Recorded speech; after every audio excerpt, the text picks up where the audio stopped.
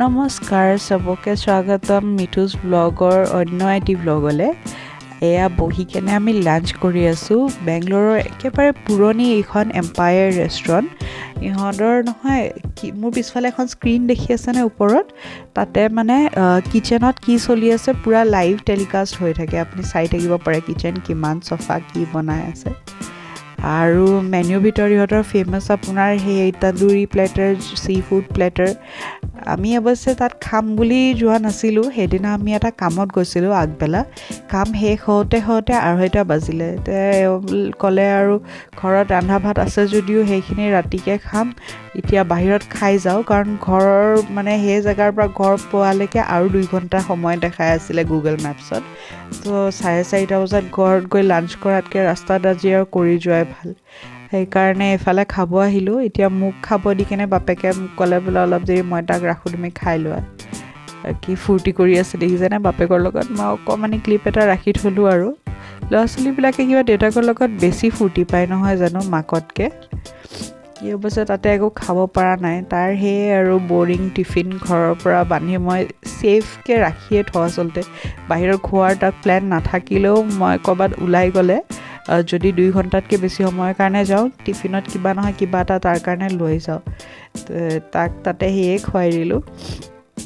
আৰু আমি খালোঁ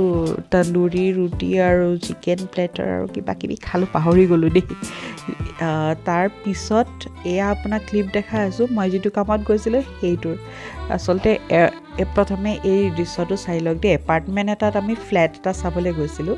ইমান ধুনীয়া গাৰ্ডেন কৰি থৈছে নহয় আৰু এই যে গ্লাছৰ ৰুমটো সেইটো জিম আৰু এইবিলাক ফ্লেটবিলাক চাৰিওফালে তলত ইহঁতৰ মানে ইয়াতে অফিচ ৰুমো আছে এটা কমন অফিচ ৰুম তাতে বহি আপুনি ঘৰত অফিচ কৰিব পাৰে যদি আপোনাৰ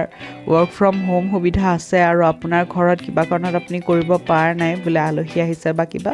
তাত গৈ কৰিব পাৰে তাৰে বাহিৰে জিম আছে ছুইমিং পুল আছে সৰু ল'ৰা ছোৱালী খেলা ৰুম আছে বহুত ফেচিলিটি আৰু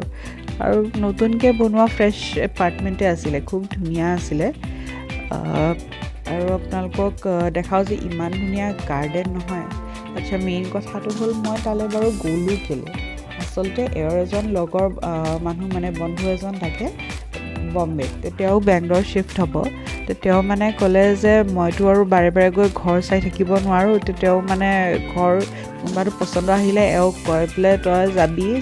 আৰু কয় যে বৌক লৈ যাবি বৌয়ে যদি তাত গৈ থাকোঁ বুলি কয় তেহে মই তাত ফেমিলি ৰাখিব পাৰিম মতা মানুহৰ বোলে অপিনিয়নত তেওঁ ভৰসা নাই এই গতিকে এওঁ মোকো লগতে চুচৰাই লৈ গ'ল আৰু ঘৰ চাবলৈ বুলি এয়া ঘৰৰ ভিতৰখন তেওঁলোকক অৱশ্যে পাৰ্মিশ্যন লৈয়ে আমি ৰেকৰ্ড কৰিছিলোঁ গোটেইটো ফুল্লি ফাৰ্নিছ দি আছিলে ঘৰটো মডুলাৰ কিটচেন গেছ চিমনি তলত ৱাশ্বিং মেচিনটো দেখিলে নহয় ফ্ৰিজ ৱাটাৰ পিউৰিফায়াৰ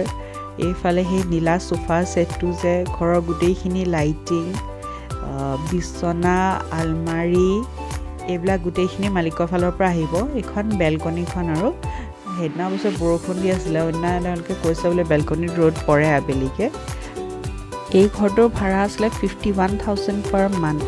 বেংগলোৰত যে ইমান দাম নহয় কেলে মই নাজানো কিন্তু 30,000 পৰা 80,000লৈ 2 BHK পাই জানে আৰু এয়া ৰাতি ঘৰ আহি মই পেকেজ খুলি আপোনালোকক দেখাই আছোঁ আচলতে মিছ'ৰ পৰা এখন শ্বল অৰ্ডাৰ কৰিছিলোঁ এখন যে ফৰ্মেল টাইপৰ শ্বল লাগে কেতিয়াবা চালৱাৰ বা শাৰীৰ লগত ল'বৰ কাৰণে তেনেকুৱা এখন আৰু কেনেকুৱা লাগিছে জনাব নিশ্চয় আৰু চেনেলটো লাইক শ্বেয়াৰ ছাবস্ক্ৰাইব কৰিব হা